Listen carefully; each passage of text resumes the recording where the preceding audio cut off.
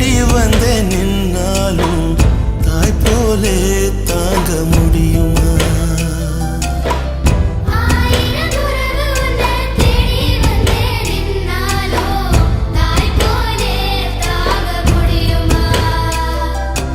உன்னையும் என்னையும் படைச்சதிங்க யாருடா?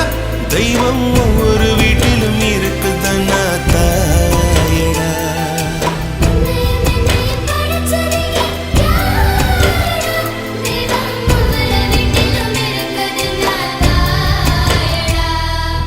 ஆசைப்பட்ட எல்லாத்தையும் காசிருந்தா வாங்கலாம், அம்மாவை வாங்க முடியுமா? நீயும்